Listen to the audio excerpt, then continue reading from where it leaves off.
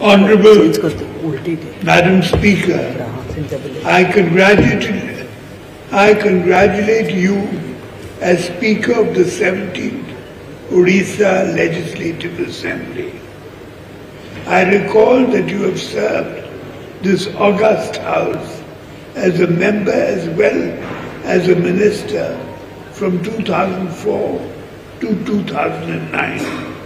I am confident that with your legislative experience, administrative ability, as well as rapport with the members of the House, you will discharge the onerous responsibility of Speaker most effectively.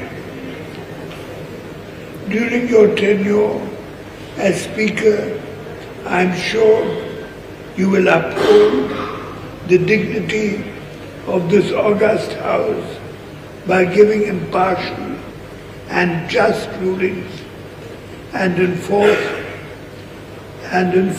decorum in the House. I hope all the honourable members will cooperate with you in conducting the business of the House most successfully. Thank you. Honorable Leader of Indian National Congress Legislative Party, Sri Tara Prasad Bahinipathi.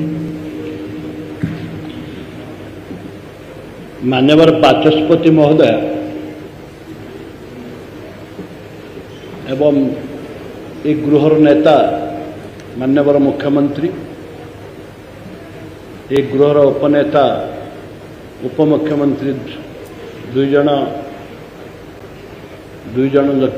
एवं समस्त राज्यर मंत्रिमंडल, विरोधी दल नेता पूर्वतन मुख्यमंत्री नवीन बाबू, CPI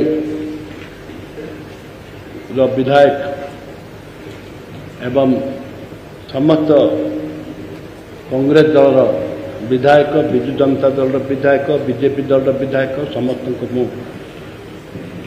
स्वागत करुछि। एवं आज सौभाग्य राज्यर द्वितीयतम महिला बाचस्पति भावे श्रीमती सुरमा पाढ़ी महोदय आज आसन ग्रहण कर कांग्रेस दल तरफ एवं एक गृह समस्त विधायिका मानकर समर्थन थिबारु मो अति आनंदित एवं शुभेच्छा ज्ञापन करुछि। एवं आशा विश्वास ए पवित्र गृह जाति धर्म दलमत निर्विशेष आपण जो पदपदवी आज ग्रहण करिसंती आमे ओडिशावासी भी गर्वित। आशा विश्वास जे निश्चित भाव में ए गृहर परंपरा जो रही स्पीकर जो रही जो समस्त ऊर्धर रही राजनीति ऊर्धर दे गृह को जो परिचालना करने जो आपको प्रभु जगन्नाथ सुजोग देते सद्व्यवहार करंतु एवं आशा विश्वास अच्छी आम समस्त जे राजनीति ऊर्धर रही गृह को परिचालन करंतु। जय हिंद, नमस्कार। खबर भिड़ भितर अलड़ा होउछि कि आपणकर खबर शुणुनी प्रशासन शुणुना नेता मंत्री जंत्री की तंत्री ब्रेकिंग न्यूज भिडर बाहरी आमे आसुछु आपणक स्वर होई आमे देखाइबु आपणक खबर खबर आपणक फोन पर्दारे गोटे क्लिक रे गाँव रु सहर सबु खबर।